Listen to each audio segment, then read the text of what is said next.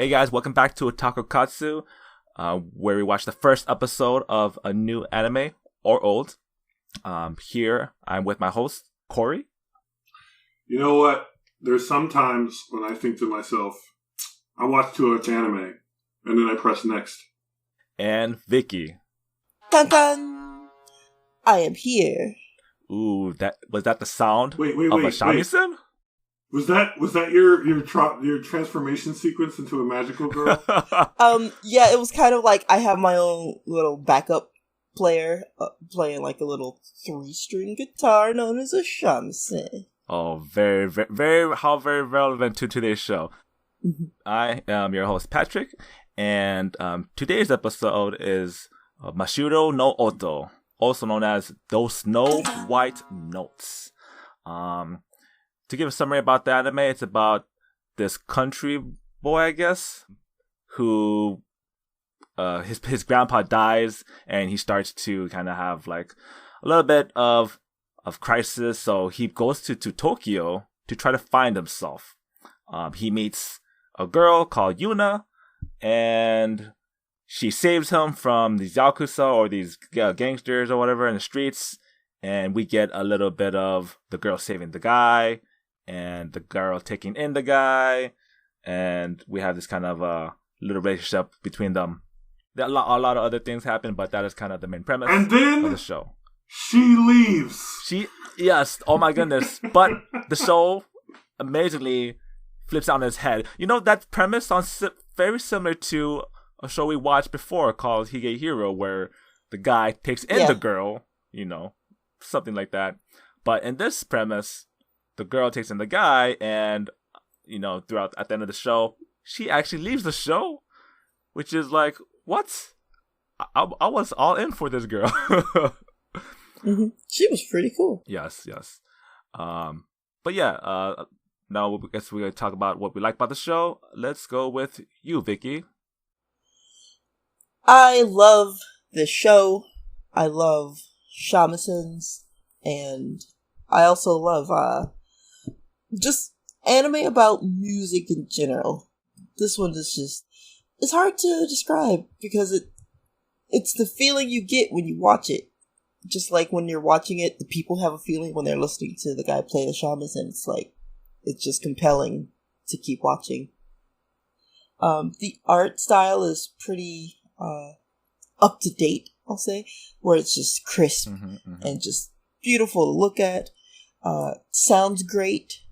Just love it. And for one, I really like that there's no underage people being taken in and living just randomly off the streets. Technically, he's in high school. You just crushed all my dreams. I believe he just crushed them. I actually don't know.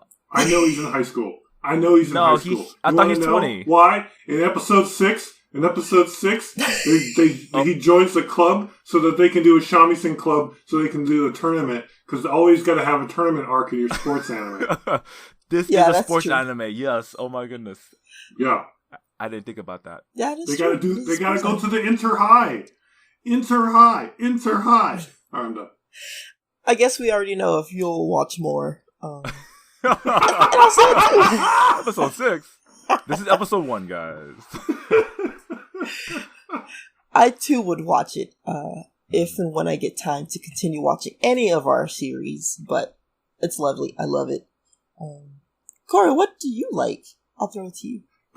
When you said, I guess you know, if I'm watching more, I honestly thought you meant because there were underage children being taken in by adults. Well, you know, that's what no. I realized obviously that's not what that means, but that's what I interpreted it as, because clearly I have a problem. You see, Vicky, you're right, Vicky. It doesn't matter about the gender. He'll take underage boys or underage girls. Just someone's got to be an adult, and someone's got to be barely an adult. Yeah. Oh Lord, God! Someone has to have power over the other character to take take care of them. You know, there's that dynamic. You need that dynamic. A younger character has to be taken in by an adult. There you go. What we're saying is, all I wanted when I was a child is to be taken in by an adult. That's what this is about. Aww. Okay, so what I like, yes, good art. Most importantly, I feel like the faces are different and interesting and varied, and there's intention behind the voice, the faces. When I watch an anime that I think has good art, the one thing that always is distracting when I'm like, good art, but everyone's face is the same. Mm-hmm. It's the same eyes, the same nose, the same mouth, but with like color changes, and their hair is different. But in this show, I feel like a lot of the people have different looking faces. And I, as a non-artist, don't know how you do that on purpose. But man, is it like nice to see a show where it's like, yeah, their faces, they're just different people. That person's different, not because their hair is different color or one's spiky and one's flat. It's because their face is different. They're different people. And that's great design, I guess, character design. Take note, Scar, Praetor. It's very true. Very true. Yeah, I liked it. It was good. It was a fish out of water story about a shamisen nerd. But not even a shamisen nerd, just the dude who loved his grandpa and his grandpa's music so much that he just doesn't know how to live on his own. Like, yes, yeah. He doesn't understand how to be a person. He understands how to exist and interact, but to be a person. Like, he's just like, his entire life is, my grandpa's music was great. I want to do that. Exactly that. I don't want to be my own person. I want to be him. Mm-hmm. And so when his grandpa dies, it's like, oh, I got to go on a journey. You're 16, child. Nope. I'm going to Tokyo. And so he goes to Tokyo and, plot ensues. Mm-hmm. The thing I will say that went from like, this is interesting, but all right, whatever, to, okay, I gotta watch the show forever now, is I was paying attention to the show, but doing some other stuff. And then the concert that he basically, like his opening act, I'm like, this is so good. I have to stop everything I'm doing and watch the screen. That's what happened. I was like, this is great. It's basically the same music that you hear in like Naruto, like early Naruto. Right. The background. Like I wouldn't have known that it was a shamisen, because it's a very distinct sound. The way a shamisen is played or what have you. Dun-dun. And so I'm like, now I hear it, and I'm just thinking like the Naruto Suya Suya Suya Suya. Oh like, yes, every time. Themes. Let's go. Yeah, I'm just like, get yes, to heights. I am here for the yes, so good. Even okay, so again, because I watch episodes way ahead of advance. Also, other things happen, Vicky. So, I continue to watch after. A week later, and so there was an episode where he doesn't play well, and I'm like, man, this is great. And they're like, yes. Play like shit. I'm like, what? That was shit? That was shit? I don't even know what shit is. It's so good. Yeah, it's so interesting, and they're very artistic, and they're very much explore what it is as at least as a grandpa and the other people in there to be musical artists and expressing their own, as they call them, impromptu, I think is what he called it. Basically, like a jazz musician just making it up off the top of their head and just going. And I'm like, that's great. I love it. Freestyle and shamisen. It's fantastic. I cannot wait to hear the last song at the end of the show. Yeah, that's a really big point of so his grandpa dies, right? And that's like, the character motivation of the anime, right? Like, a character has to die. It's always got to be the grandpa or someone older. And Jujutsu Kaisen, but with exactly Jujutsu Kaisen. Poor grandpa died. Like, he seemed like a cool dude. Like, they got to pull that under the rug, and the character's motivation, got to find himself. But yeah, it was because like the grandpa said like, oh, I don't like, you should quit the shamisen because I like you are just trying to replicate me, but you need to find yourself in order to, until you find yourself, you could play the shamisen. So, like, his world crumbles when he's like, "Oh, I don't understand. Like, I just want to be like you, Grandpa. But maybe that if you're telling me that's not the right path for me to take." And yeah, it's such a great like life lesson of just like, yeah, you know, you gotta do things on your own, and you can't you can't just follow the footsteps of, you know, of your elders and whatnot. But I mean, it's kind of like barking on that, like the tension of that, of like, do you follow the tradition, do you go on, or you follow your own pathway?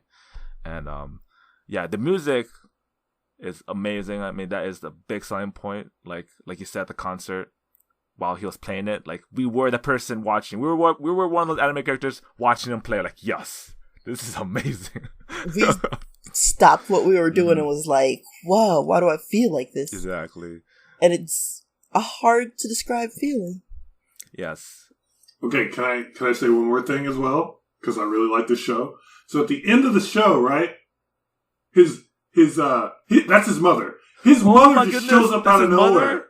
Okay, yeah, so that's his mother. What? Yeah, so at the end of the show, yeah, so at the end of the show, you get a knock on the door, and two like military suited people come kicking in, and then that was his mom? The person commanding them is this like Umeko. Oh my goodness, like I can't even describe her. She's just such a stylish looking character design. She's like a bleach blonde or silver haired, geisha skin, like pure white, red lips. Like she's got TNA that rivals reality, and you're just like, what is going on? This woman is intense. Like that's the mother. What word did she say? Like, it was like enter or like it was like some cool word, and then they bust open that door, military style. Yes. And then she was like, "Hey, baby," and I was like, "Holy crap." She licks her lips, I think. She's like, "Hey, baby." Like, oh my goodness. Like, who is this lady? Were you missing Mama? Yes, like, you're missing. I'm like, is she playing around, or she is the real mother? Deal? That's his mother. That's his actual mother. I'm like, damn. Yeah. When your mom is way too hot, that's his problem. Anyway, seriously though, if that was how my mother looked, and I was 16-ish years old, I'd be like, please stay away from me. Yeah, you'd be like, I do not want to be around my any male friends. Please leave me alone. You just feel like God. I don't have a mom. She's not around. At that point, don't have a mom. Nope. Just too much. So she's I forget the name of the art style, but she's a I'm gonna call it traditional Japanese singer. Oh, sure. Like Inca or whatever it's called. I can't remember what it's called. Anyway, so in the second, early in the beginning of the episode, she basically sings to force him to play to get him like in the right mindset to play well, because he's such a undermotivated character. Because initially, what I was going to say I didn't like about the show was he's kind of a weak sauce character, like another one. Like, oh my god, he's so pathetic. And so, but he ended up not being that. He just ends up having no direction. He has no strong personality of his own, other than I want to hear my grandfather. Yep. And so that whole first episode, almost until the end, he's like super like whatever. I don't give a shit. And then he's like, no, I actually care about this, and then I care about this for right now. I'm like, oh, okay, never mind. So I scratched it out. I'm like, never mind. He's not a weak sauce character. He has motivation. He just doesn't have a lot of it. Yeah. But she makes him play. And so her singing directs him and makes him match her to be good. Because he is very skilled. He just has no personal drive. And so it's essentially what one would call a waste of talent. Mm-hmm. That's why when the grandpa was like, stop playing Shamisen, because you're just copycat, you're just copying my sound. He has no sound of his own. And now knowing that he's like 16 or maybe 17, it kind of makes sense, but it seems like this whole series will just be a journey for him to become his own individual person. Right, and it's not through fighting against other characters. It's just through musical journey rather than your shonen. Because a typical shonen you learn with your fists. you learn the battles of life through your fists. But this one seems like, oh, this is actually take a normal story about a musician finding himself and his story. But yeah, I guess we could go into what we don't like. I know Cori said a little bit about the main character being kind of like he's just kind of there, and he does stick for himself some of the parts of the episode, but he's just kind of like wandering, just a wanderer. But for me, I guess what I don't really like, I mean, I'm sad that Yuna left in the first episode, the girl. But I expect her to come back. I mean, I don't think they can just she's got to come back, right? I don't think they can like just write her off episode 1. So I mean, I'm gonna watch up until the end because she has to appear back with whatever talent she found herself, because she's like, oh, I gotta leave and find myself just like you left your place, because he came from the countryside to Tokyo, and she's been in Tokyo for like a while, and she leaves to go somewhere else. So what's interesting about her as a character is that she's almost like his mother, but reverse. Like, she's younger, she's a model, she's trying to be like a full-on Japanese idol, so sing, dance, act. And then near the end, where you see some of her, we're not in, but during the like introduction of the character, at some point you get the fact that they're trying to get her to become like a JV or a I can't pronounce the word. I can't pronounce it either. Yeah. We know what you mean. We know what you mean. A pinup girl. There you go. Pinup girl. There it is. She does that thing. And so she rejects it. She's like, nah. And then he's like, we're just waiting for you to quit. And she, as a character, she's attractive or whatever. That's the whole idea. But then she does quit. She actually does leave the agency eventually.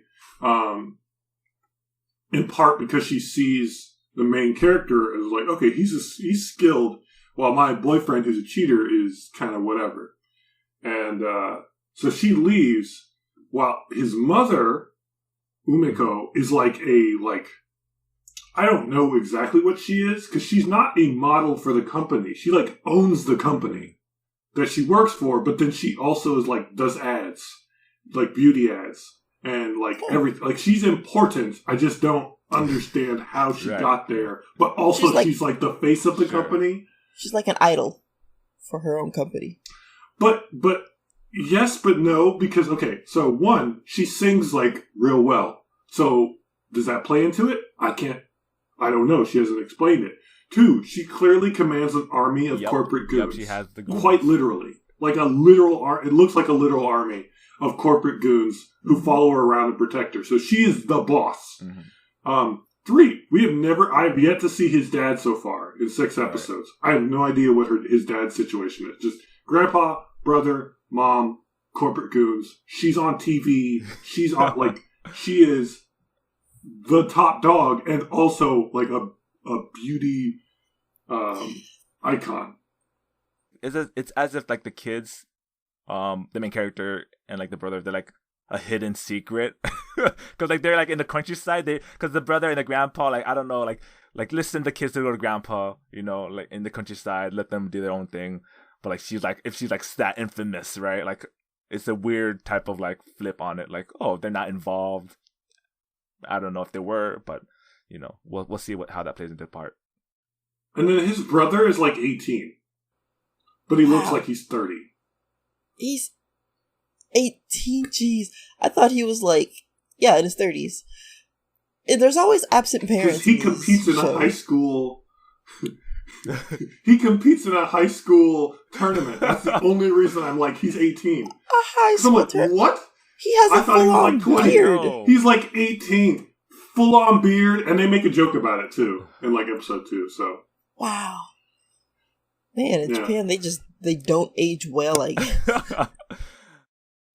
There's 2 kinds of ages. Look, they're like black people, except they might crack earlier. That's what we're getting at. They either look young for like 40 years, and then they look like they are 1,000 years old. Forever. Morgan Freeman. That's just what it is. Black people and Japanese people. We're the same. That's what I'm saying. No. Let's go. Hey, move on. I'm with you, man. I'm there. I got you. Seems accurate. Was It's not, but let's Yumiko... pretend. Yumiko's the mom, right? Yes. Yes. Is she the daughter of the grandpa that died? Yes. Oh. Okay. Probably. I think she is the direct descendant. I don't know that for a fact, though. They have not made that explicitly clear. Wasn't like he just died. She wasn't at the funeral, but now suddenly he chooses Tokyo on a whim, and his mom's there, and he didn't even like realize it. It's like, where has this mom been? She's gone.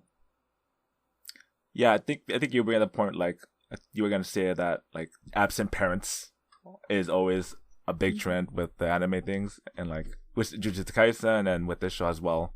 But it's like you have to have no parents or dead parents or absentee parents to like get somewhere in anime these days. Oh. And then you have to have a grandpa that dies in the first episode. Are you telling me I am not a protagonist because I still have my parents?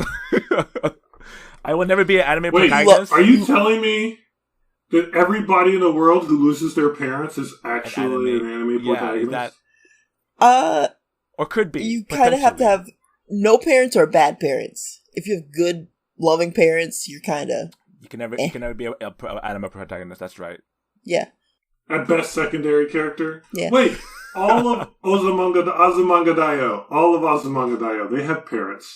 All of them. Even the cat dad, who's not real. But I wouldn't say they're main protagonists. They're all side characters of this show. Like, they're all have their... There's this one. All the main characters are side characters. They're all side That's characters. just slice of life. They're slice of life. They're not. None of them. It's not focused on one of them. Everyone plays into a part. Like they're all each other ensemble. Like they're just Okay. I like this game. I'm gonna throw out another one. Kimi ni Todoke. Are their parents? Yeah. I mean, I guess I don't. Yeah. Yep. Let's see. Wait, they don't have parents or they have parents? No, they have parents. Main character specifically. Oh, yeah, okay. As a person who both loves Kimi ni Todoke and has watched it at least 3 times, they have parents. They have active parents. They are good parents. They are like top tier parents. Especially main character. It's a high school romantic comedy, right? Is that what you... Correct. Oh, correct. There's no protagonist in high school romance. That's just a romance. That's just a romantic comedy. Bull.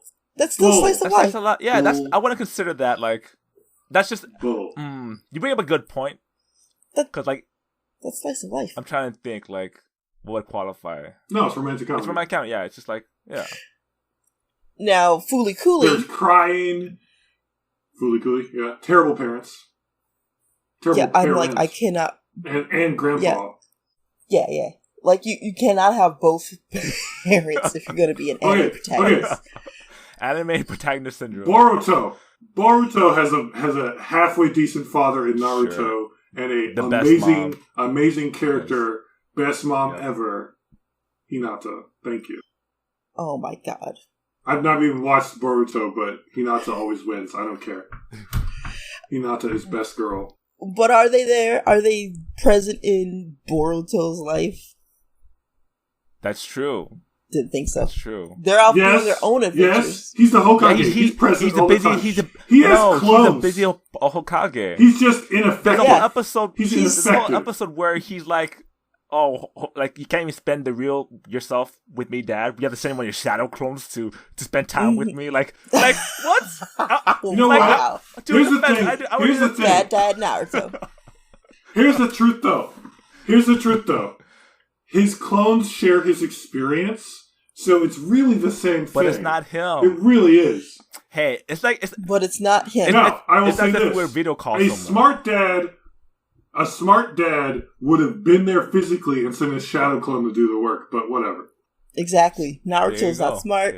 That's why Boruto's an anime protagonist. He's not. But he's never been smart. Naruto's never been smart. He's just been lucky. Yes. Exactly. Yes. Anyway, we are on a whole different tangent. Anime protagonist syndrome. all right. Yes. Let's continue the train, guys. Speaking of, what is his name? That dude in those Snow White notes. What is his name? I never remember these things. His name is Setsu, I believe. Main character. Yeah, main character Kun is Setsu. I never remember these things, so I will never be able to tell you.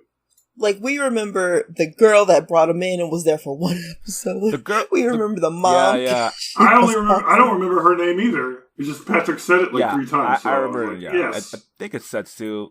He could have said her name was Sakura, and I would have been like, yeah, Sakura. Like, yep. Oh, yeah. It is Setsu, because the grandpa was like, Setsu, quit Shamisen. Stop playing. Can we talk about the third character in the show that I hope that stays in the show, the boyfriend? So, you know I had the boyfriend, right? And in the first episode, she catches her boyfriend, Taketa, with another girl. And Taketa is in, like, this band, this upcoming band, whatever. Like, clearly not the best rock band. But, so she finds out, and then she, finds Setsu, and gets inspired by him, and then he leaves to go find herself. However, Taketa is still in the show. And I'm hoping that he still stays in the show, because that seems a fun dynamic between Setsu and Taketa, is like them butting heads all the time. But yeah, I mean, I hope he's still involved in the anime and doesn't leave. Shall we take a peek into the future with Cori? You're shaking your head. No. He doesn't stick around? Doesn't stick around? No, he doesn't show up. He hasn't showed up at all. He was in the second episode for like 30 seconds. Oh my goodness. Wow. Because it was so interesting. He's done.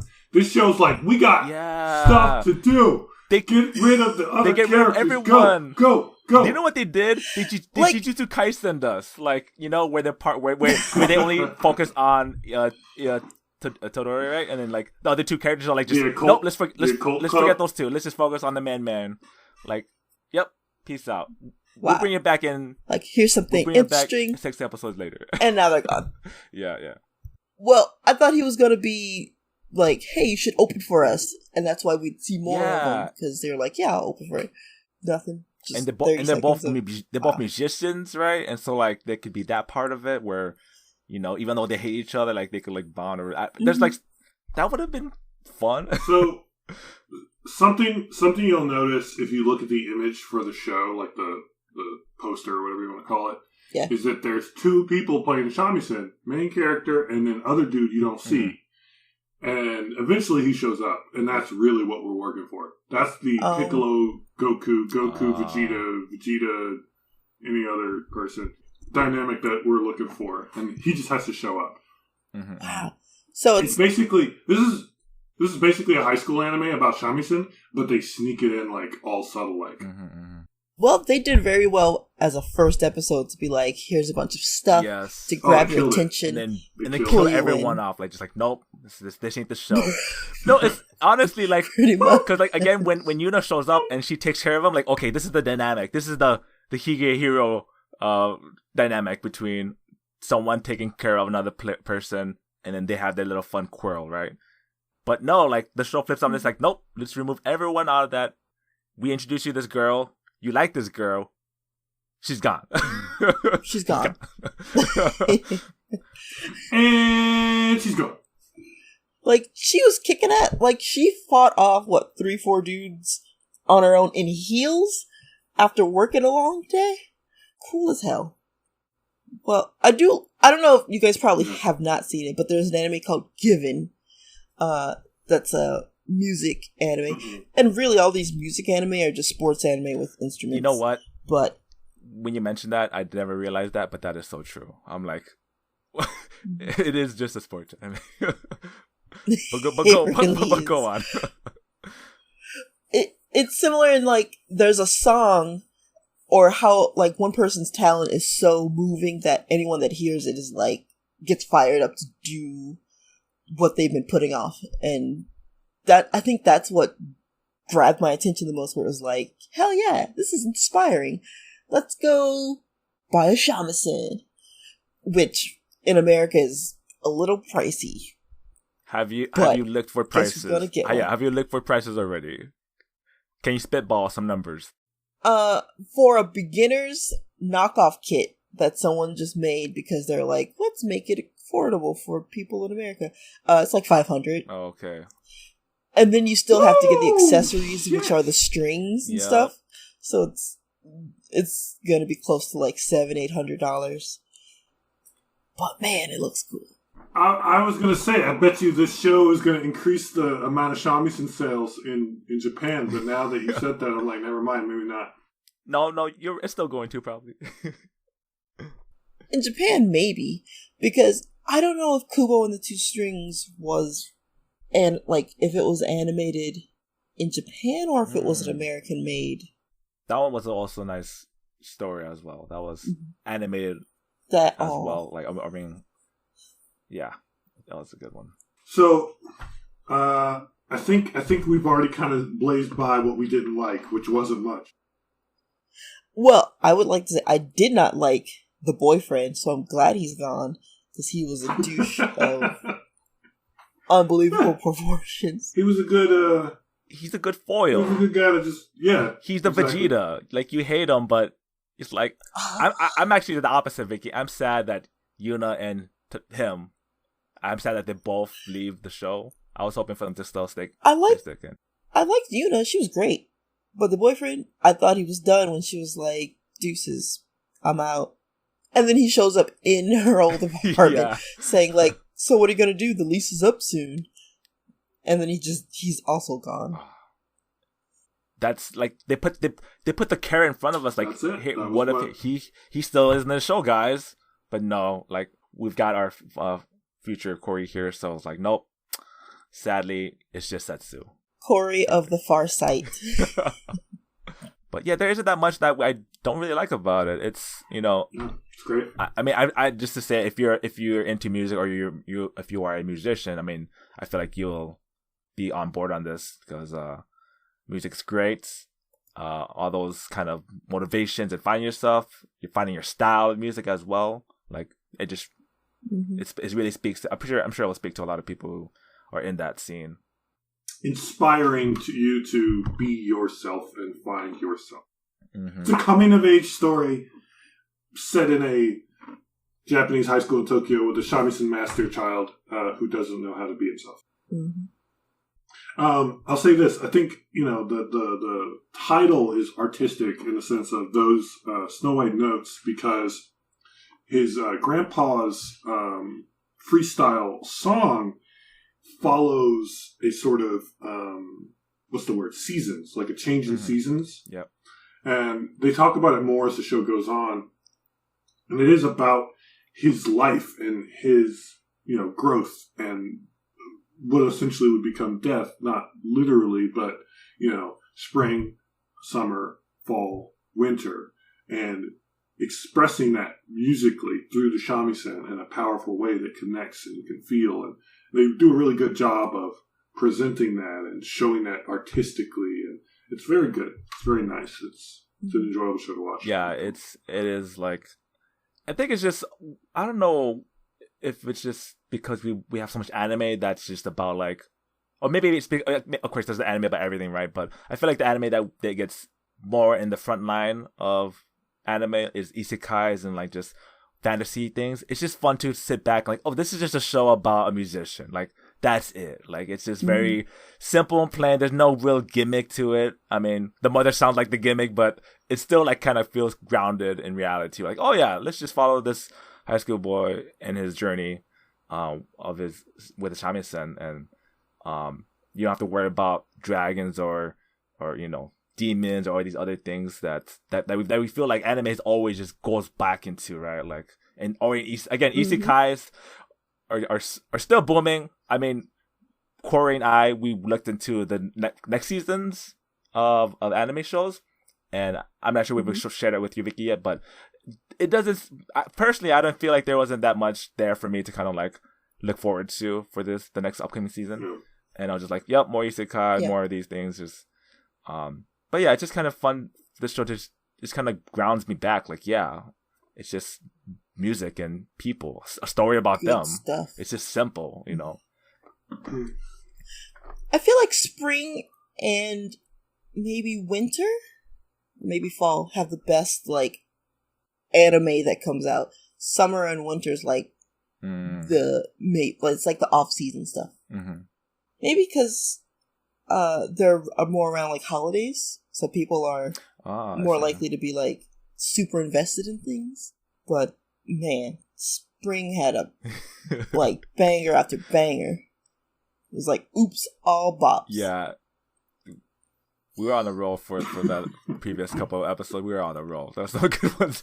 This one ended our roll. Like the next ones, I'm like, okay, we gotta find some good stuff.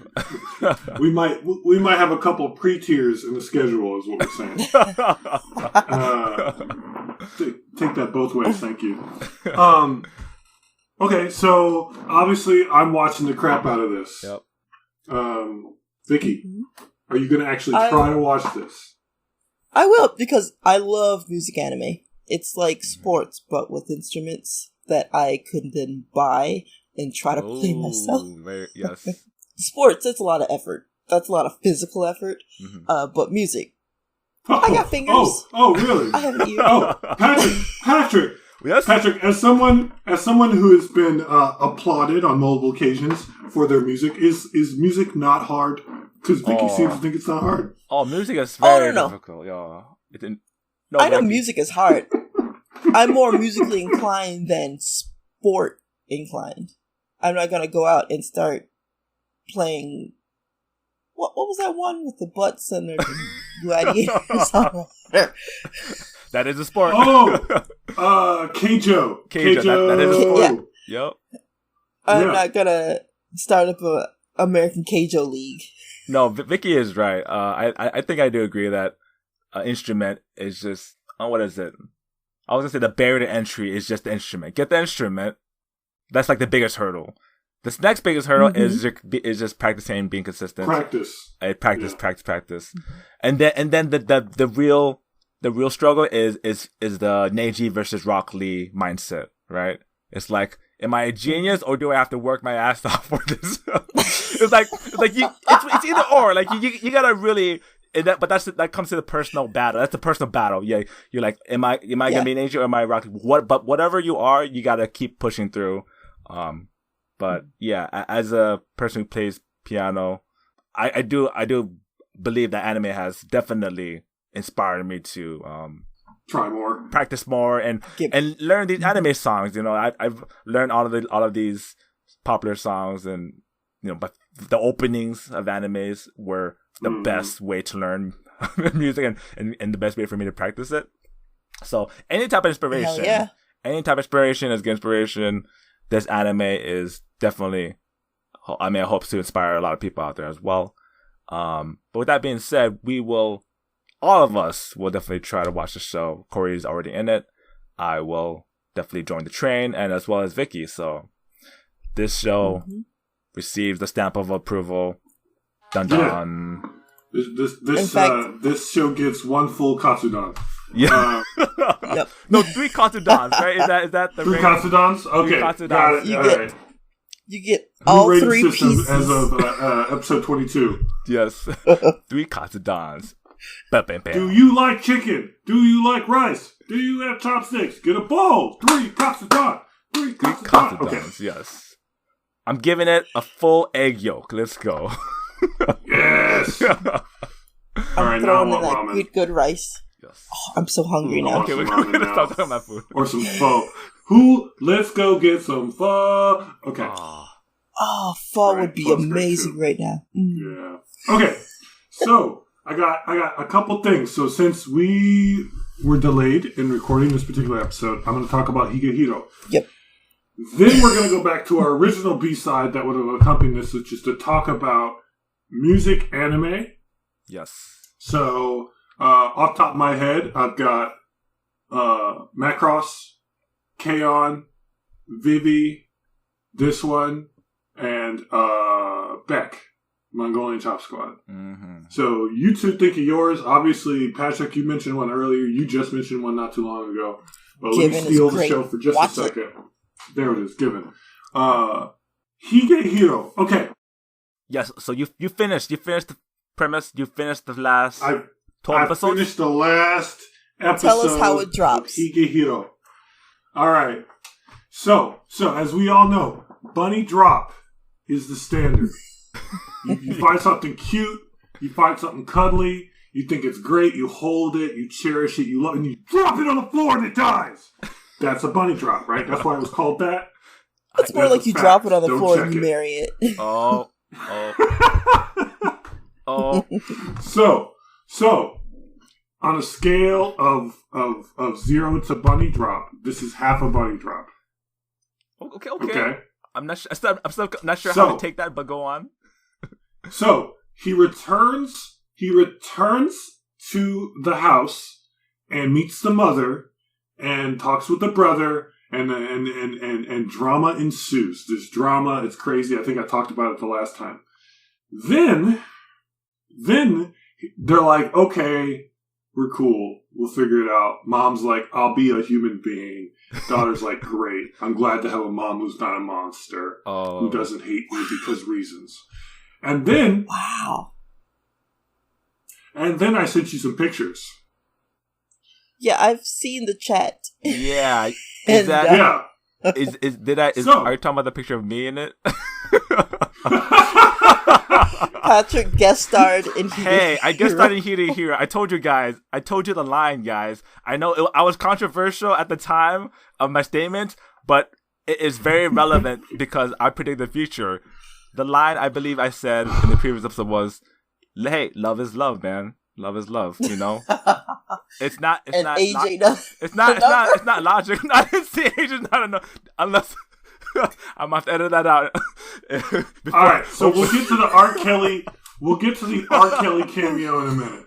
So this 26-year-old man goes to bed at the house, and this 16-year-old girl says, "Hey, so it's the last time you're here. You want to make a memory?" And he's like, "No." And she's like, "But I'm gonna sleep in your bed." And he's like, "Okay." And so they sleep together, but not together. But they sleep together, but not together. So there's no crimes.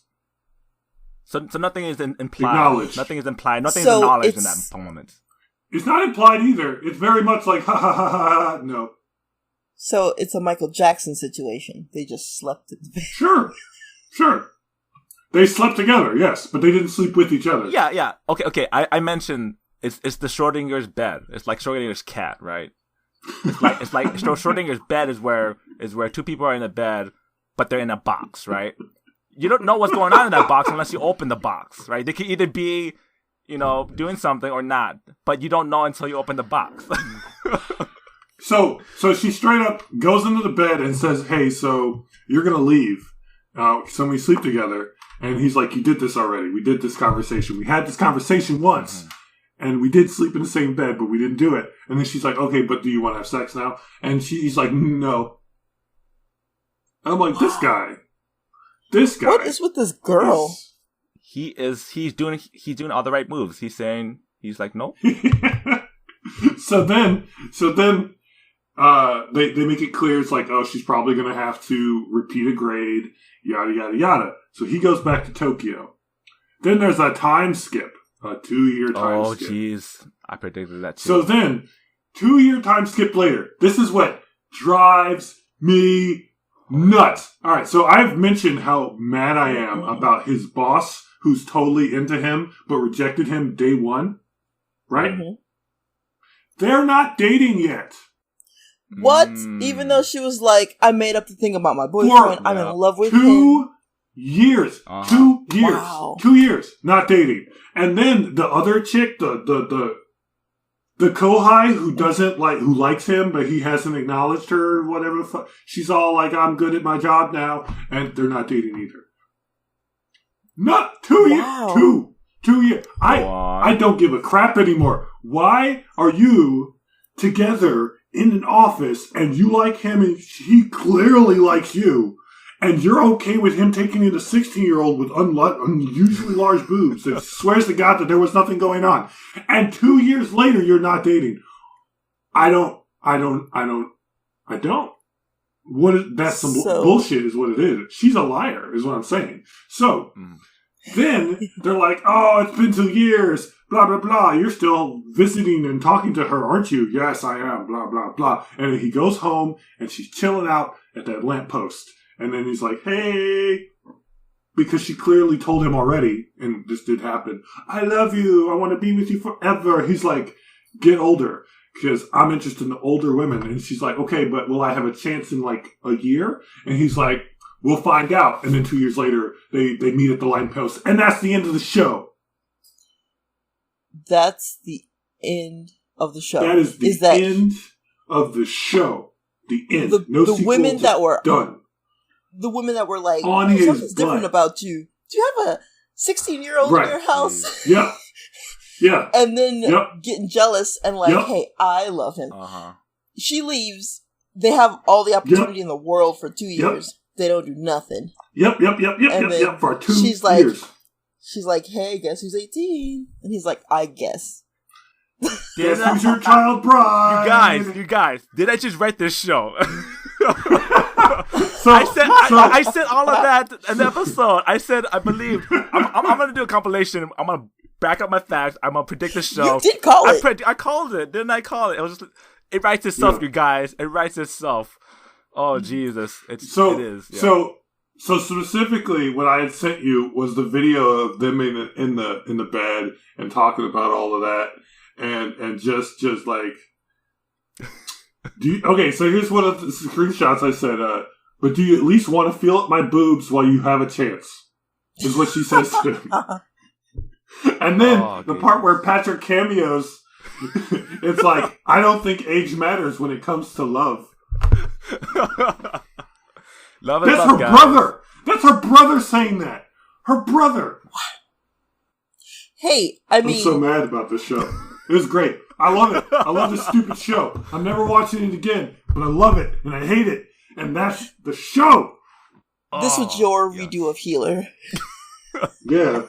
Oh my goodness. You just had to see it through. Stupid ass. Oh my god. I can't. Because how old is the guy? What, 26? So he's 28 at this point. Yep. So he's 26 and 28. So then she's at least 18. At least 18. She might even be 19, but I didn't check the ages that carefully. So she's between 17 and 19. Probably 18. Bare minimum. She's bare minimum 18. That has to be the case. She wasn't 15. Oh, I see. But, like, all these adult women that, when she was around, were all over him. And was that he likes. Hey. That he prefers older women. Yeah. But then he's like... What the heck? But then he's like, nope, I gotta stick to the plan. I gotta... I don't know. It's really weird. Again, Cori, I understand your frustration, and you're bringing up great facts and points, but man, I'm sorry, your logic does not work against the motion, as we stated before. Logic does not work. Mm-hmm. I know this is also written, but oh jeez, that's how it would play out. It's just, yeah. I just wonder what if this is how it worked in real life. I'd be like, fine, good enough. But there's no fucking way. Like, something would happen. Someone would go to jail. Someone would get sued. Someone would meet someone else and marry them. Like, something would happen. Anything would happen. Not this, though. This is a lot of things where the person has to always do exactly the right thing except the one time. And then, at the end, for 2 years... not do anything with anybody. Like, if he would have been married to his boss, and they would have been like, yay! I would have been like, that was a corny ending, but I'll take it. Mm-hmm.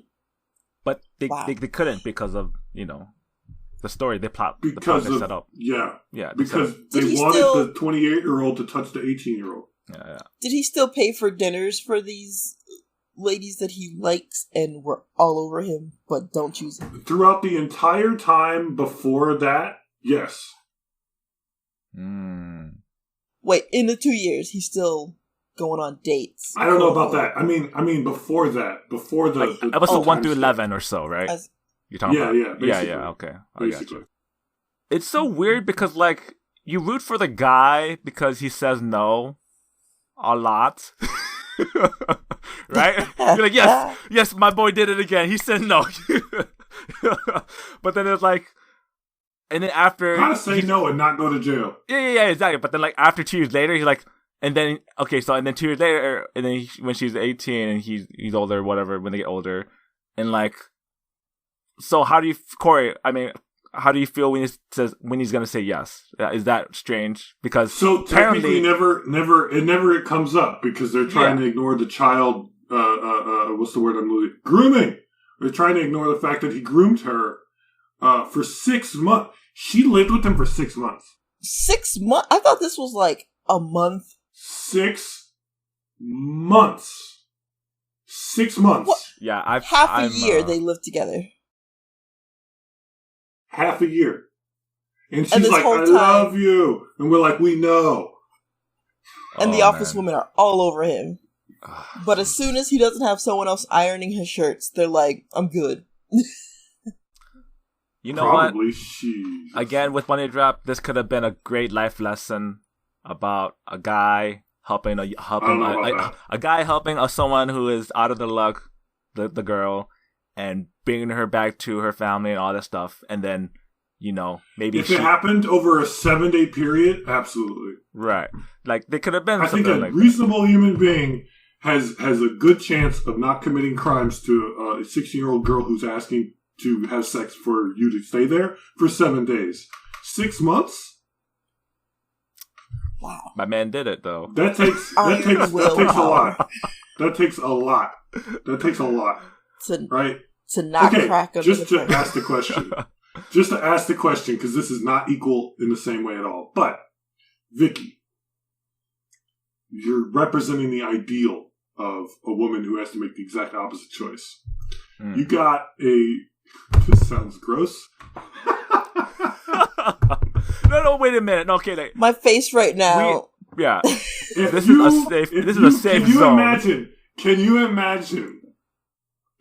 imagine a woman taking in a attractive 16-year-old boy? Are you talking about this show, Mashiro no Oto? What if you were Yuna and you found about Setsu? I know. And you're like, oh, this boy is. But she left. She left in like 3 days. She was out. So a woman taking in an attractive 16-year-old boy who was like, I will have sex with you to stay here. I will clean. I will cook. I'll do your dishes. I'll do everything. He pays the Can you imagine it? He plays sweet, beautiful music. Yes. He makes sweet music. That changes. He'll teach you the shamisen. Right? He protects that is you. Different. He opens doors for you. He gets a job right away. Hey, at this point, that's marriage material. That's exactly okay. Cori. I'd be Patrick in the show. Age ain't nothing but a number. 16-year-old boy. Cori, the boy he's talking about, I'm like, I don't see what's wrong with this show. I don't see what's wrong with him. What's wrong with Higehiro? That sounds amazing. I want this wife. Who's this girl who's gonna do this? But that is the dream. That is the dream. When you take away all the other problems from it, it's like they just fall into your lap. That is every harem. That is every romantic comedy. Yep. It's just they come to you and you're like, hey, you're perfect for me. And I'm like, yeah, I am. Please love me. And we're like, oh, we don't know if we should say that to each other. That's the show. I love those things way more than I should. But back to you, Vicky. You would love that? Would that be great? Vicky, before I say anything, Vicky, 1, you don't have to say the answer, and 2, I can answer for you. Because I know your answer, but go on. I think Patrick and I are on the same side on this one. But go on, Vicky, please. Hey, if you see he's 16, though, that's you know what? It's probably a couple. We're trying to make it. We're trying to make it even. Yes. Say they're 16. They live with me for 6 months. I'm not even gonna say me. Live with a woman for 6 months. Thank you. Yeah, put you out of it. They turn 17 at some point during that. Older woman, yeah. They're turning 17 at some point during that, which is a little better. They get a job. They're responsible. They love the woman. I almost said me, but the woman. Hey, that changes things. Like, prospects are not that big for the woman side of it. Like, office, the dudes you work with at the office, like, if this were just, like, a whole gender bent situation, the dudes at the office are trash. Those women are trash. Because they literally went out for a free meal, talking about, oh, I have a boyfriend, we've been together 5 years. Oh, I don't have a boyfriend, I love him. Oh, it's been 2 years, I could probably do better. Those women are trash. And the dudes, if it were the other way, would be trash as well. So, that's a quality person. And you're not really raising them at that point.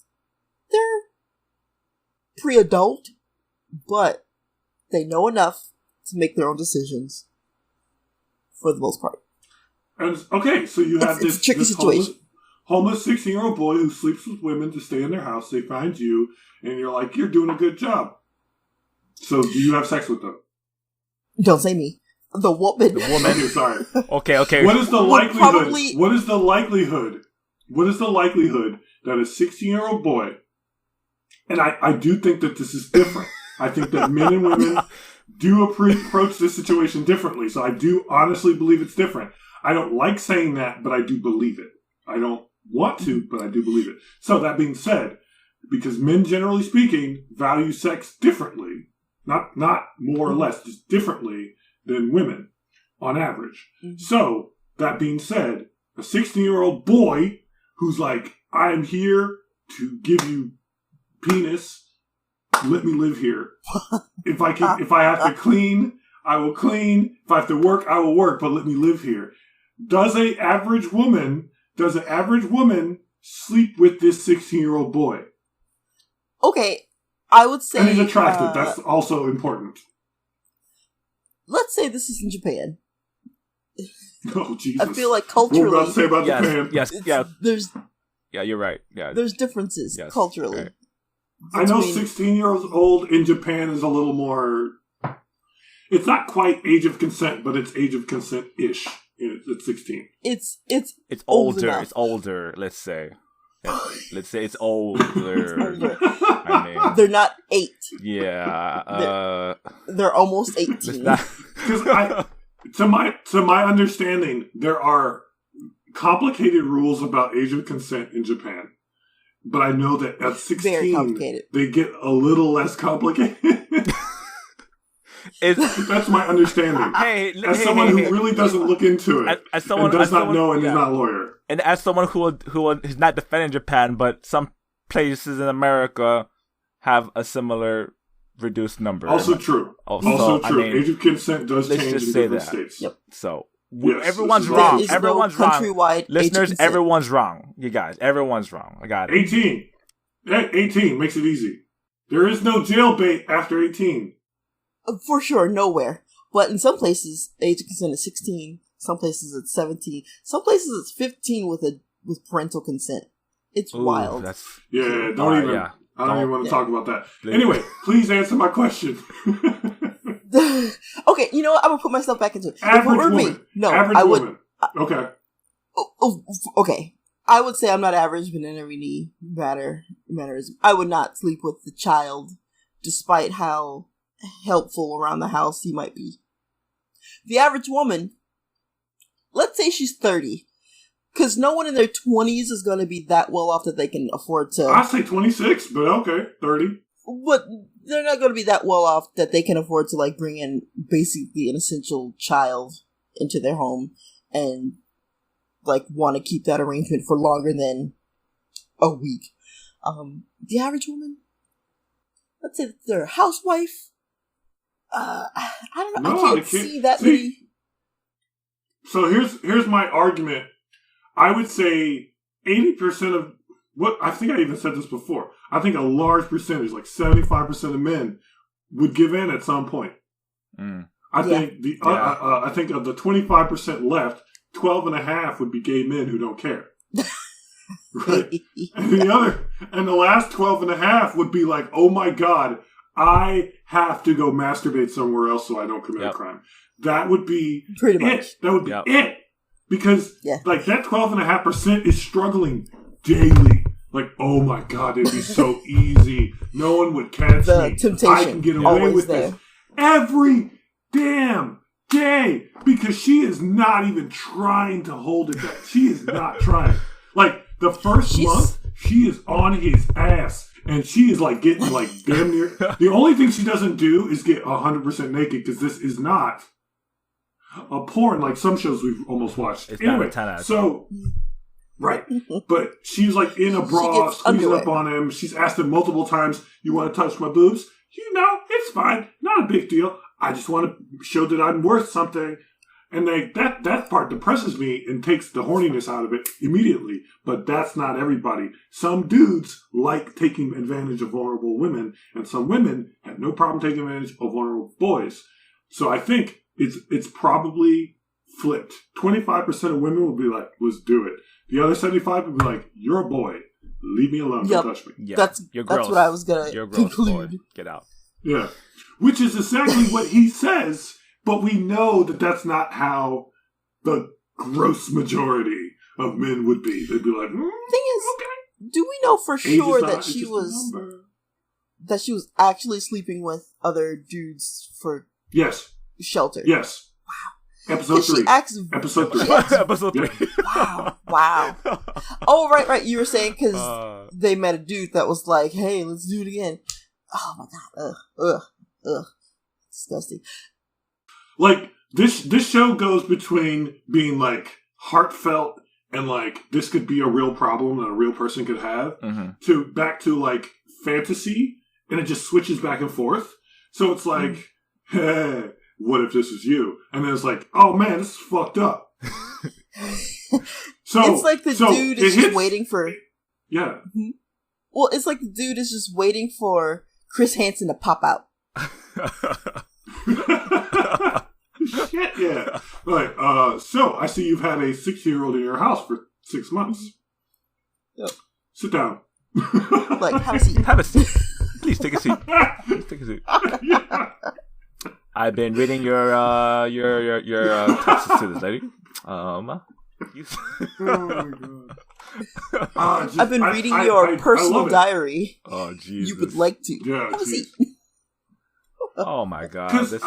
I mean, how? Okay, Patrick. Yes. I've admitted how much I think how this would affect me.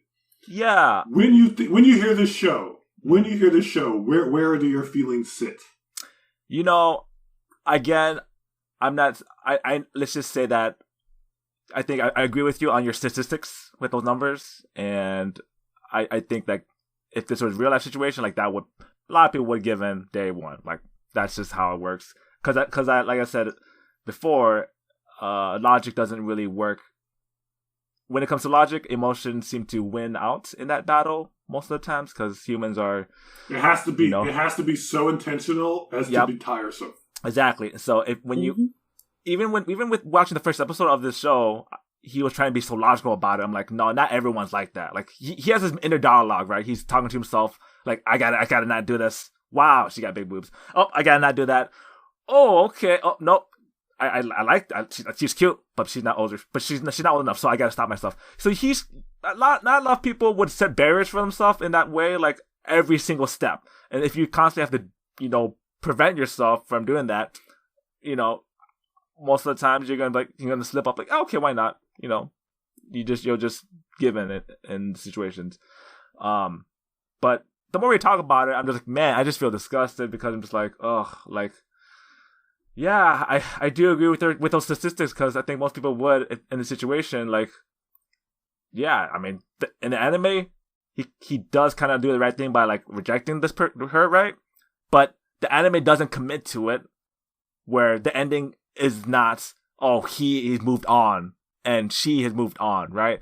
Because that's the perfect ending that's the perfect lesson you would teach to someone, right? Help others with nothing in return. But in this ending for this anime, altruism. Yeah, exactly. Just because, and for this anime, it's like no. He wins the girl. Wait.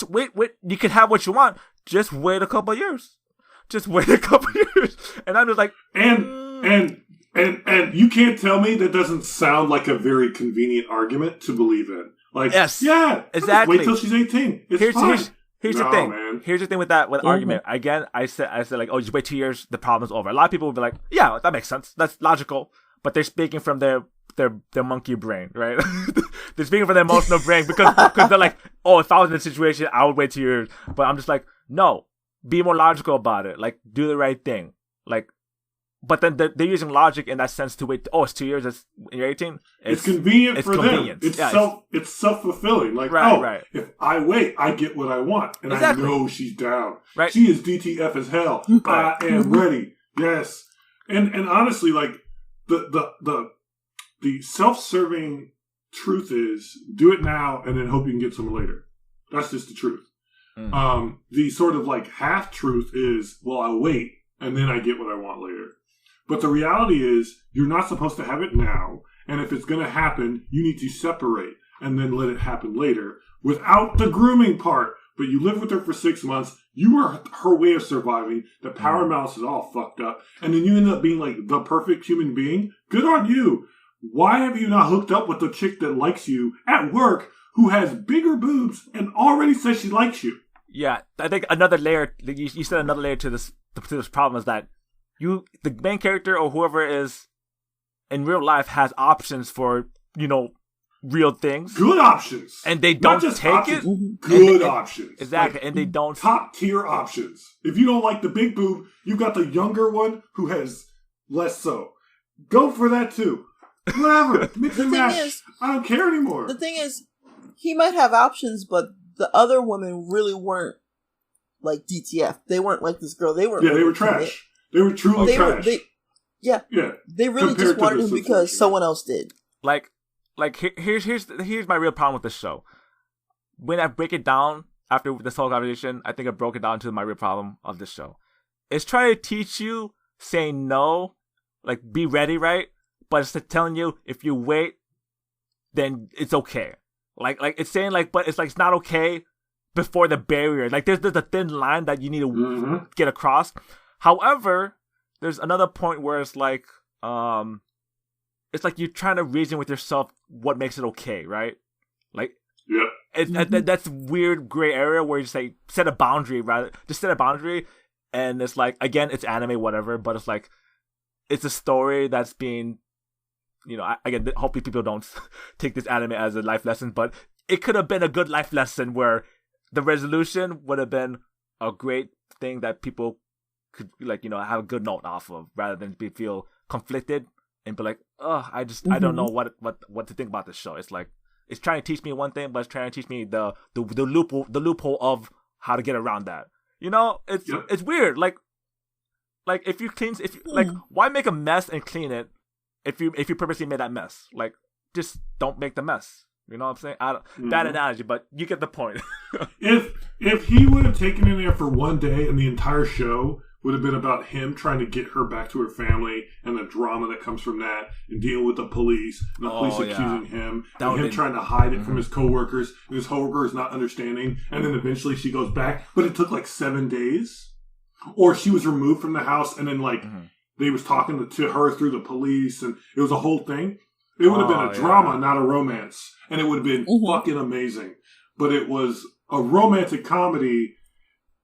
And I still like it. I still like the show, but it's wrong. The show that you just pitched, I want to watch that show. That sounds great. Yeah.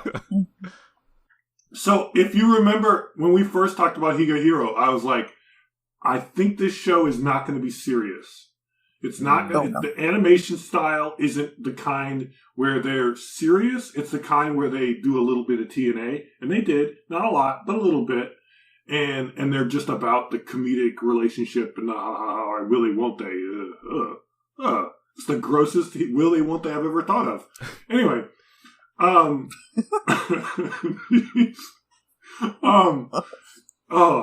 distracted. Point is, I talked about this in the first episode. Yeah, me too. Yeah, I was like, wait a minute, let's not.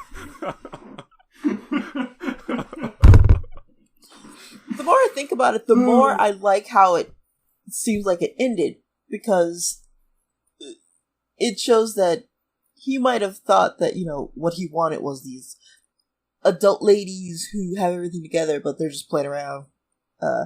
But here's this girl that maybe actually loves him because of how he treated her as like a person and not a transaction. Yeah. No thing. and that But I they would had have the time loved it apart if she was just 18 when the show started. from the start. Yeah. It would have been better if she were 18. And it would have been way better. She's 20. If she was 26, it would have been just, it's like, oh, we're the same age. Who cares? But you're homeless. It still would have been a little bit like, and we talked about this too, it would have been a little bit like, okay, power dynamic. But then if she, like, got a place to live and then left, and then 2 years later was like, hey, you want to try it? And we're like, yeah. I'll be like, yay! But I assume that by the end, she is self-sufficient enough to be like, she's out of high school. High school equivalent. No, because she was out of school for like a year. She's out of high school. At the end of the episode, episode 12. She graduated high school. That's as self-sufficient as she is. How do you graduate when you miss a year, though? She took 2 years. That's why it was a 2-year skip. Because they wanted to facilitate them getting back together. Because that's what the show is about from day one. But see, it shows that, like, she's starting to be her own person, self-sufficient enough. She doesn't have to rely on the kindness of... Well, not even kindness. All right. I want a poll. Everyone listening to this. How self-sufficient were you? How well-defined were you at 19, 20, 21 years old? Because I'm not saying you didn't know who you were or what you were about, but you probably didn't know who you were or what you were about at 21 the way you did at 31. Yeah. Mm-hmm. Yeah. I mean, your brain doesn't stop developing really till you're like 25 or something like that, but at 18, you still know enough to know what you want. Speaking from experience. I'm clearly not there yet, Vicky. I'm still going through those edges. But you know what? The age idea, the number is the spice of the show. Like you said, if they were both reasonably aged, proportionate between each other, 26 and 26, whatever. Yeah. It wouldn't be as controversial, but the fact that the age difference is like that is the spice to this cake that we're baking, you know. Like also, I swear to God, every one of these shows is written by a woman.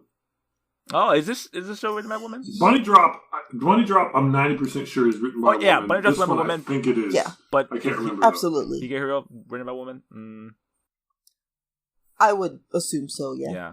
It seems like something that. Why? Why is that? Vicky? I get if a man wrote it because it's wish fulfillment. Yeah, why Vicky, would a woman write it? Tell me, but... Is it like, I wish I was a 16-year-old who could be taken in by a big, strong man? Like, is that what that story is? Is that what the idea is? Vicky, hold up. Vicky, I got you. As a representative of all women, of women of the podcast, I will speak for you. Nah, it's. I mean, I think when it comes bare down to it, I'm joking, but when it comes bare down to it, it's just fantasy, right? I mean, I was watching a YouTube thingy. I don't know if it was true, but like they said, like Redo Healer had a higher viewer count for women than it did men, right? Yeah, it did. So I was like, I'm like, it's just fantasy, guys. I mean, hey, we are clearly we've driven this anime train past anime, and we're just talking about whatever right now, but real life stuff, it's just all fantasy. So I'm like, yeah, okay. It's the same idea with Twilight and any of those type of, not Twilight, but 50 Shades of Grey, right? Obviously made for women, and although it seemed like Vicky not into that, other women are apparently into that thing. No, the thing is, so for a quick tangent.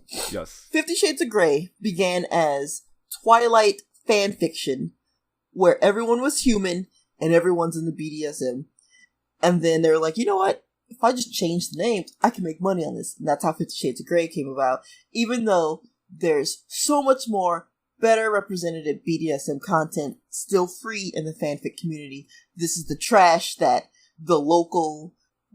I almost said mom and pops, but it's like the local housewives and teenage girls latched onto. It's all fantasy. It's all fantasy. Mom and pop. It's trash, and it's fantasy, and that's why people like Redo Healer and Higehiro. Cori, you like this, it's trash, but you still like the show, correct? Yeah. Exactly. Also, I just realized what the show is about. I realized the person who wrote the show was inspired by Bunny Drop and wanted to continue the show.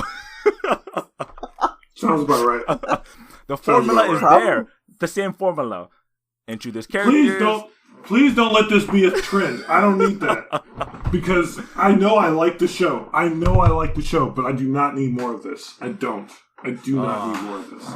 I think there's more of it than any of us could think. I would much rather watch Wotakoi 12 times and Kimi ni Todoke 12 times than another one of these, even though I'm sure I'd be into it at least and then frustrated the whole time. Of course. Shall we move on to the second part? No, go ahead.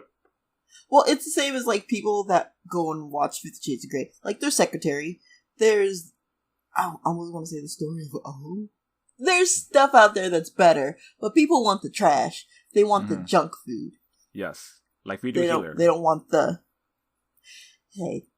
No, I'm not saying... listeners. Yeah, no, I'm not saying it's... I'm not no criticism. It's just saying it's clearly there for it's clearly there as, you know, as a service to those who want to watch that. So so you done watching Redo Here yet?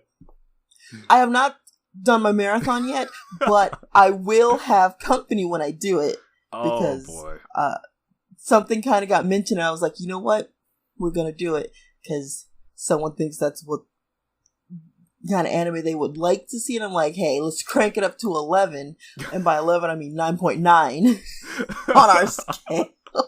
And just see what happens. Next week I will have 11. watched it all. It's 9.8. Okay. 9.7. 9.9.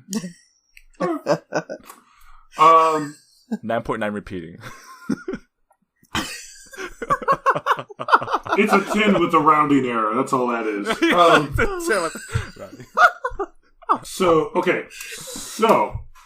Intermission.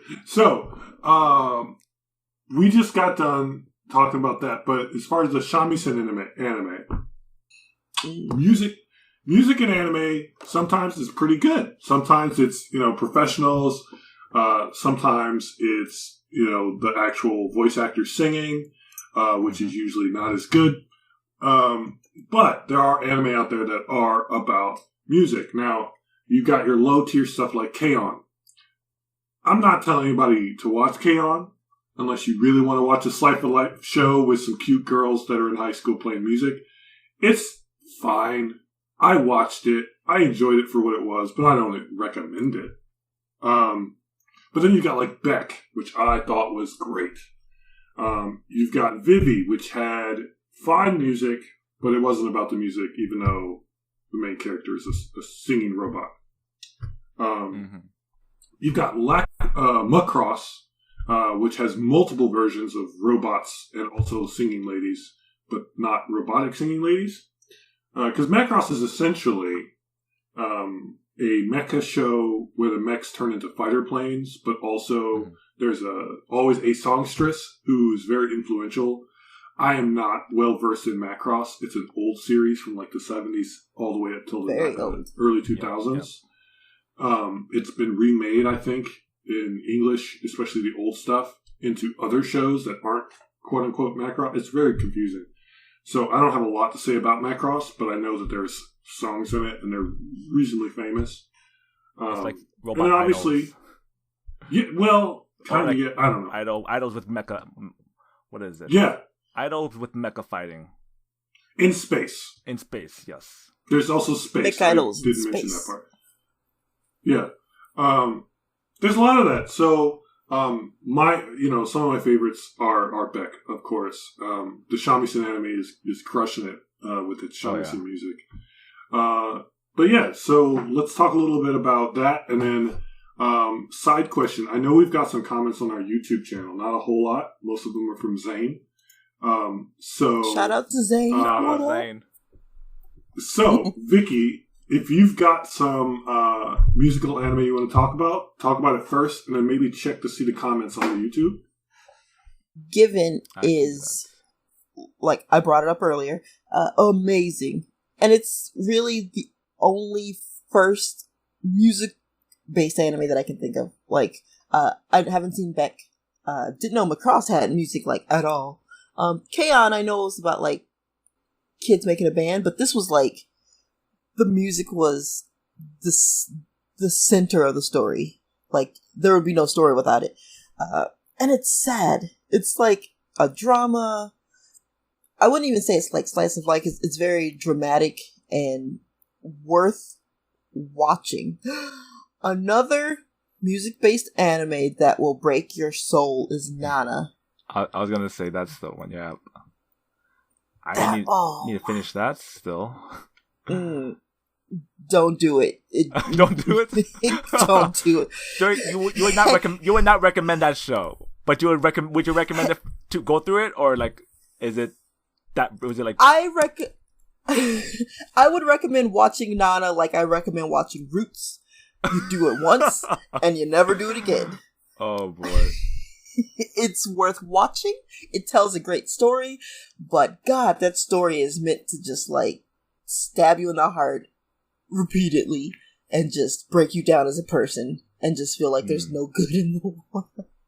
It's just that's like it's been at least almost 2 decades since I've seen Nana, and I'm still not over it. Like it's one that stays with you for a while. It's so sad. That's a sign of a good anime, I think. I'm gonna watch that. I've got to watch that definitely then, if that's the case. Mm-hmm. It's just it starts off so light and like cool, and then just shit hits the fan and just keeps going downhill. And it's like, why is this so real? Why is this the story? But I mean, it's a great story. It's very dramatic. It's not cheery, I'd say. It's got its ups and downs, but man. You know any other music anime? Yeah, my favorite one is it's called Nodame Cantabile, which is about like a piano. It's like I believe it's this piano musician, this pianist, and he wants to be a orchestra conductor. And he meets, I think he's going to like a school, and then he meets this girl who also plays piano, but they believe like she plays by ear only. And so she's very talented, but she can only listen to it and like kind of play it by ear and not necessarily the music notes. And it's just a fun, quirky comedy. It becomes romantic comedy later on as well between him and her, because they both play music, and then they kind of like, mingle around.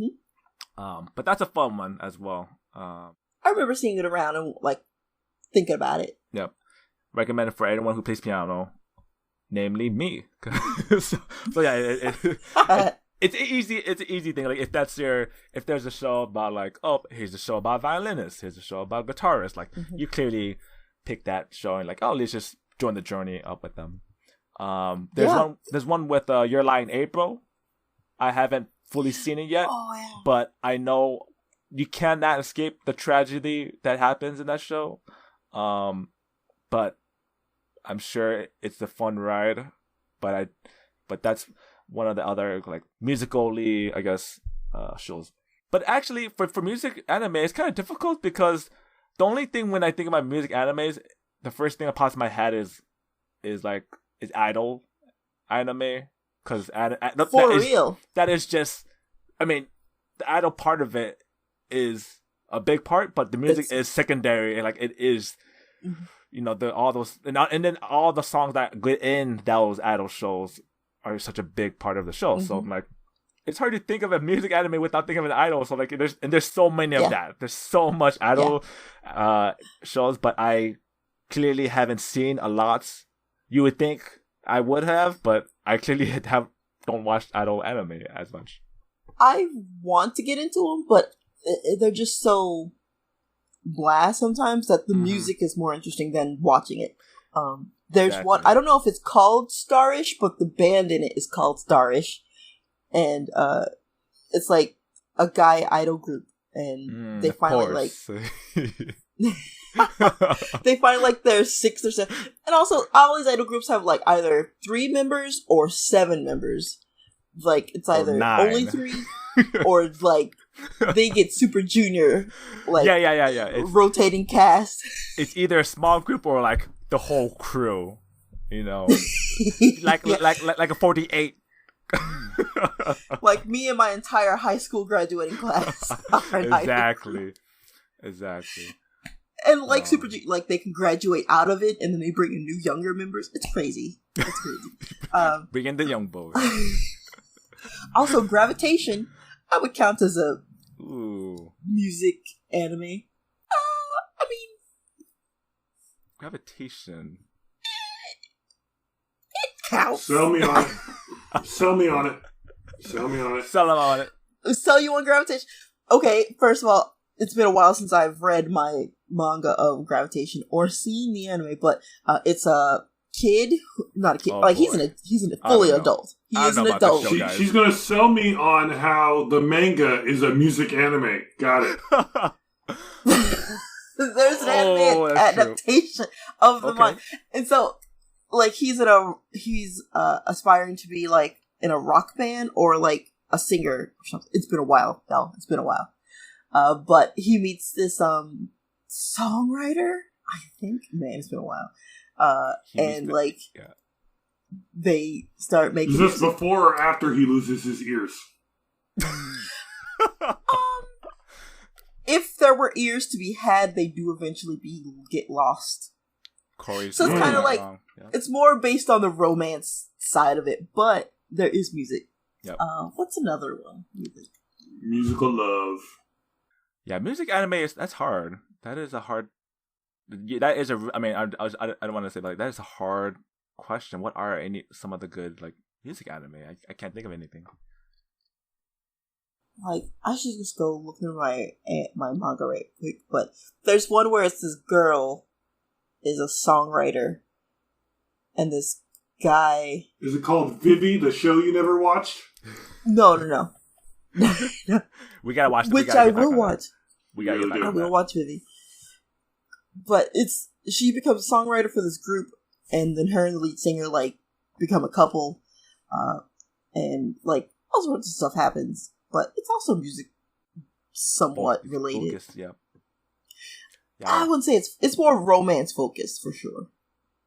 It's one of the only Yeah, I don't think there's a lot of anime out there where they focus on the music or it's a huge part of it. But I do think that, when you find a good one, it's always great. Because what makes Beck great for me is that there's a large variety of music, both in the intro, outro, and the actual characters sing it. And then they have like music CDs. And if you're like some people and you really don't like, like non-standard, non-perfect, or pidgin English, it might get on your nerves.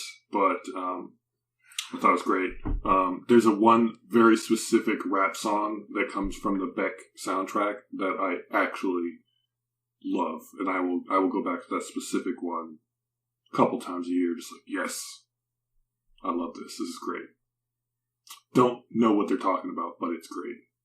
Have you heard of the one where it's like two girls and they're singing, and like it's a bunch of singing groups?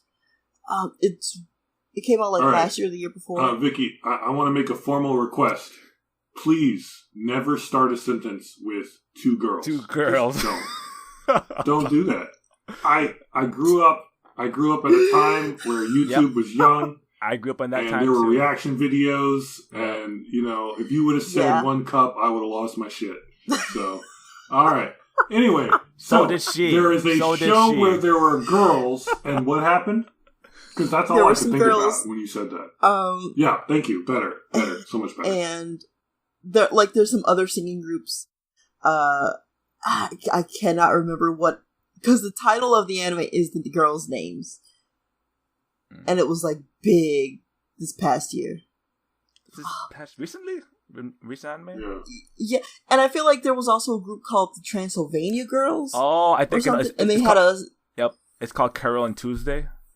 Oh yes. That one is. That was a Netflix. That was a Netflix. It was a Netflix jail. Yeah, that's why it was. It was big, but it wasn't. I strongly considered watching it, but I did not. Yeah, I have not watched it, but I know that it's out there, and like it's. Yeah. And they had that great song. It was like, "Shut up, shut the fuck up." Yes, is it English? Is it English, right? Yeah, yes. Yeah, it was English. Oh, that's a banger. The only reason I know that anime. Yeah. Oh, that's good. Yeah, you know, it's so strange because, like, for music anime, it's like you just listen to the music then rather watch the anime. Sometimes it feels like it really has to be a selling point where you learn about the characters, but like, oh, you just learn about the music rather than it's like an idol anime. You don't really. You can spend your time watching an idol anime, or you can just listen to the music that they produce for the show, right? It's like there's gonna be that way. And it's so good because they put money into like making it sound good. Mm-hmm. Like Starish. Oh, so good. That makes me feel a little bit sad for Vivi because I'm like, I wish they would have put more time into that with the music aspect of it. Yeah. But, I mean, it's got some good. It's got some really, good songs. I haven't seen it yet, and I will eventually. I swear. But it seems like it's more focused on robot war in the future, preventing it with singing robot from the now, and not so much like let's make some songs that sound good. Like I would love to hear great sounding songs, but I don't watch Vivi for the music. I watch it for the time traveling robot that somehow fixes the future. How's those comments? You find some good ones we should... So we do have comments. They're unnecessarily difficult to find, apparently, the way I wanted to anyway.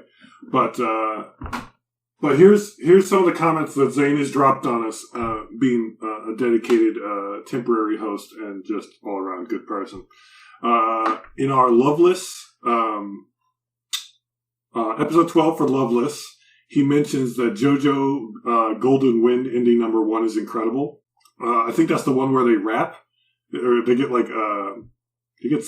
shoot. We were just talking about it the other day. It's some American rapper. I just can't remember what he was talking about. Anyway, and then he also says the ending of Samurai Champloo was a great ending. Because I think the B-side, we were talking about music on this one. Yeah. And then Bleach, Raifu's Life is a Boat. I also agree. Amazing. Yes. I definitely will occasionally listen to the Champloo ending and just sit there. It's a great, great ending song. Yeah, and then Raifu's Life is a Boat is amazing. Oh, so good. Such a good Now, he specifically thought it was quite funny about how interested we got, Patrick and I, regarding Loveless. And just like, tell me more about this Loveless.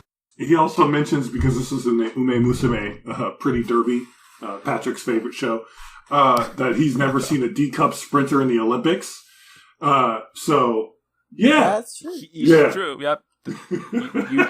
We were onto something on that. We were onto something about the dynamics there of how that may weigh you down or be, not as advantageous when it comes to running. There's some science apparently to that. Yeah. Great in Keijo, not so great in running. No, there are some sports where it's just better. And he also says, bunny girls for recreational reasons, be a wolfman. That's just the plot of Beastars. Beastars. Yeah. He knows what's up. He knows. He did say, and then in a reference, go ahead. Yeah, no, he said with on episode 14, he was talking about we're talking about deres, different types of deres, and they're like tsunderes and deres. And he was mentioning that Vicky, is Freya a Stockholm dere? Freya, we're talking about from Redo Healer, right? Yes, yep. No, Freya specifically is a Nope. Okay, that's it. Matt checks out. No, she's not Stockholm because she's changed. She is complete. Like, it's not a matter of like Stockholm syndrome. She's almost like a yandere, where it's like if she can't have them because she's very self-involved, and like that extends to Kaguru, K or whatever. Main protagonist. It extends to him, and it's like if he were to try to leave her, she would definitely like go full yandere. So no, she's not Stockholm. She is a yandere. And the only reason she tolerates the other women is because like for her, it's like it makes her dude happy. So it's like it's what he chooses to do. But like, if he were like, "I'm done with you," she would full on be like, "Well, let me just murder everybody and then myself." Very reasonable set of actions. He also asked about what Kurapika from Hunter x Hunter would be. He's a tsundere. Yeah, so I wasn't sure if he wanted a psychological profile of dude from Durarara or Kurapika from Hunter x Hunter, but I think is that who he identifies as? Those characters? Yeah, I wasn't sure. I wasn't 100% because I talked to him about this not too long ago, and he had mentioned it, but I do think he meant the Dore version. So we're going to go with that because I don't remember Shizu Heiju. Oh my god, that name. Heiwajima is from Durara as well. But Kurapika, yeah, man. What is he? Go for it. Kurapika? Yeah. For sure. Because he's like so cool and calm, and like you really only get to like his warmer side. Like he only warms up to you if like your friends, because he's a very revenge-driven dude. Cold to everyone. He just wants to get like his goals done. But is he really a tsundere, or is he more of the whatever the cold-hearted dures are? Yeah. I'd say cold-hearted dude. Well, don't remember which one that is. Because I forgot what we called that, but because so many, right? Cold-hearted, yeah. They're just infinite dures. Because it's not that he is like emotionally stunted, right?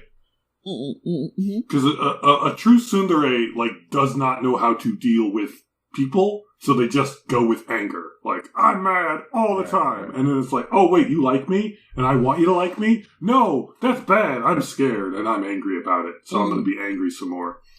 While he's just like, I'm going to avenge everyone. I'm going to kill everyone. If you get in my way, if you don't, that's fine. We can be friends, but really, I don't care. Yep, for sure. Because he's got that trauma, that serious trauma. Yeah. Do you know? So I'll just say like, is that like that's like a revenge? I mean, I guess when you talk about dead that's like relationship wise, right? But that's like maybe a personal trait where he's just like a revengeful person. I wonder what type of love that would be though. With Kurapika? Yeah, I mean, yeah. He's not ready. He's not ready. He's got Sasuke Dare. He's got Sasuke Dare. That's the one. Sasuke. But did he end up with Sakura? Because why not? I was literally like, just like, did Sakura deserve to get together with Sasuke? I mean, did she deserve it? Again, I'm not happy with that pairing. It's just obligatory. Like they just had to do it, but no one. It's not healthy at all. I don't think not healthy at all. Like as we made clear earlier, I'm all about Hinata getting Naruto. I think he didn't deserve it. Naruto didn't deserve it. He earned it. He didn't deserve it. Hinata deserved it. She is the best. She should get everything she wants. We have to protect her. Must protect. But it's like, Sakura, does she deserve Sasuke? I mean, they can have each other. I'm not going to fight, but... It's kind of like Hermione and Ron getting together. Where it's like... Yeah. It's like, might as well, like... It's like they just need a pair. I mean, if you gotta do it. Speaking of... I almost was like, who did Harry end up with? It was Ginny. Almost forgot. How could I forget? Because I thought that was a weird pairing anyway. Like, alright, Ginny. Alright. I wasn't trying to pair up Harry Potter characters all that hard, though. So. Well, I did, and I really thought Draco was going to have a chance. Oh, wow. With who? Hey, Harry? Jenny. Hey, no. Oh, wait a minute. I was gonna say, Vicky, with recent comments of a particular writer of the book, anything goes. Yeah. Could have gone. I have nothing to say about that lady. Yeah. You know what? Harry Potter came to us from the ether. It actually came to us from The Worst Witch. So if you like Harry Potter, go watch and or read The Worst Witch, because she ripped everything off. And it's just so good. But that's a lot. That's a lot to rip off. That's like 7 books and 8 movies. That's a lot. Oh yeah, because The Worst Witch it came out in like the 60s, the 80s. Ooh. Oh, okay. It's not very old. It's not plagiarism if it's taken 50 years. Hey, there's something called copyright laws that seem to end depending on the years, I guess. Mm-hmm. If it takes 50 years, it's not copyright anymore. You can copy anything, but if you change the names and situations just a little bit, you can make money. Something that we with this show, with certain anime shows. Everybody, I would like you to think about Vanilla Ice and just remember how that worked out for Vanilla Ice. Oh, Vanilla Ice. Yeah. Hey. The argument is, that song goes dun dun dun dun dun dun. Mine goes dun dun dun dun dun dun. It's that's slightly different. It's not the same. It's not the same. Dun dun dun dun dun dun dun dun dun dun dun. The other one goes dun dun dun dun dun dun dun dun dun. I'm like, why? What are you? What? Oh, it's so good. Oh, such a good. Man, that's a musical rounding error. That's what that was. Jesus. Oh, Jesus. All right. So, should we round up? Fix it up. Yeah. Okay. Yeah, Cori. What are we gonna watch for next week? It's the new season. We have new shows to watch, but so we ain't watching new shows. We ain't watching new shows. We could watch new and old. We're gonna watch the old. So I have 3 options. All right. I have mentioned at least. I think I've mentioned all of these in some way, shape, or form. But I'm gonna go ahead and go for it. So we can either talk about the origin show or the origin anime that defines my understanding of how we as friends operate. We can talk about the show that I have not been able to name for like 15 years because the show came out in 2007, I think. 5. And it's weird. 6. 5.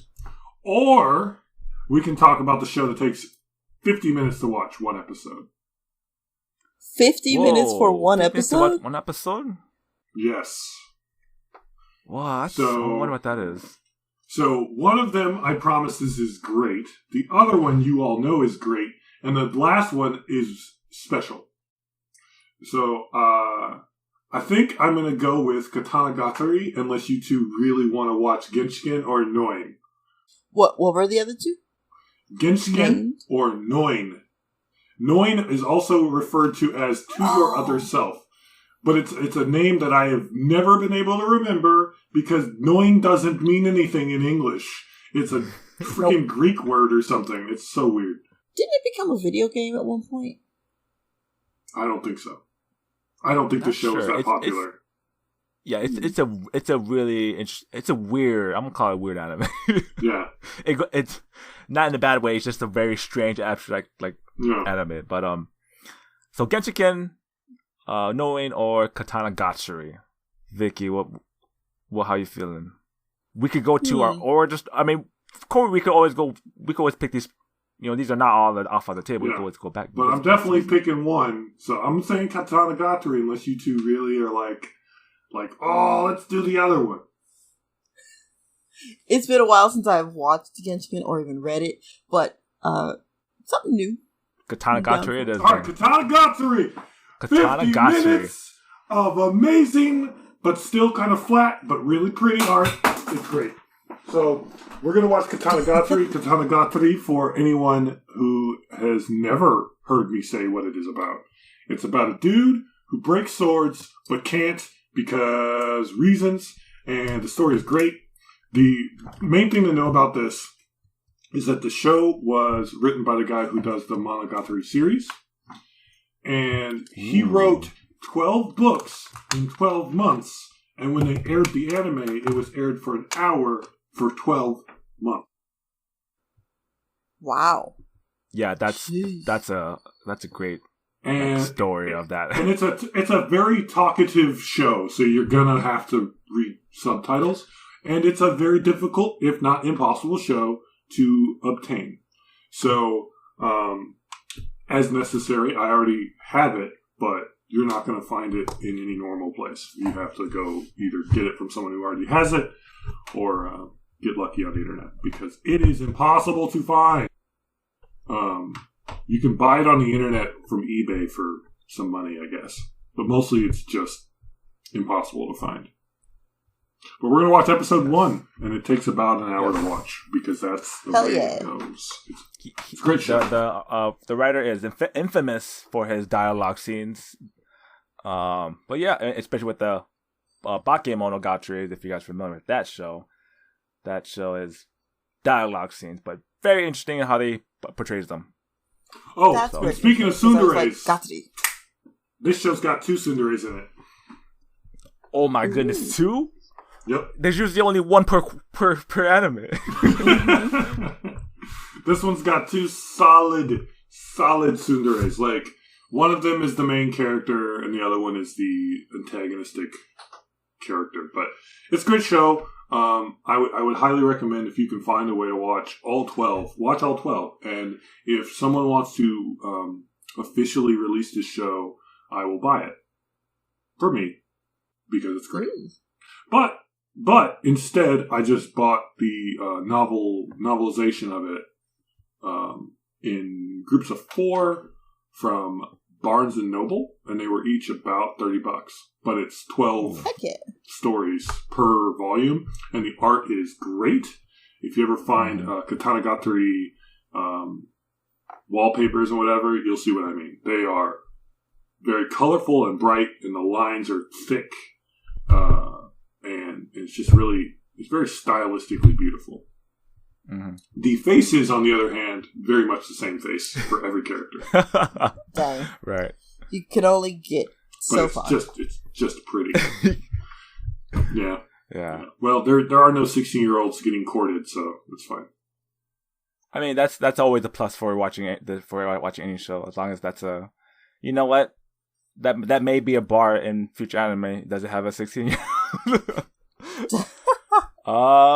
But yes. All right, so tune in next week for Katanagari. Episode 23. Episode 23. It's going to be a little bit longer of an anime show, but it's going to be worth it. Well, thank you guys for joining us on this extended episode of, Doing the Right Thing and Mashiro no Oto. I forgot what was the first anime we were talking about. Those because of that. Snow White Notes. Those Snow White Notes. Music anime guys, jump in. There's so many Shamisen and Sanshin on eBay. So watch the show. Get a 3-stringed instrument. Let's go. Let us be inspired and follow his footsteps. And learn how to play. Learn how not to play like his grandpa. With that being said, this has been a Taku Katsu podcast with your host, Cori. I'm going to put up a poll. How long would it take you to sleep with a 16-year-old? Please enter your answers in the comments below. Oh my god. Please enter joke answers. Vicky! Dun dun! Yes, that is Vicky's new entrance every time she comes in. And as your final host, Patrick, thank you guys for continuing to watch the show. And please leave comments, like, subscribe, do all that good stuff, interact with us. We will interact with you back. And that is Otaku Katsu Podcast. Bye-bye. Bye. Bye.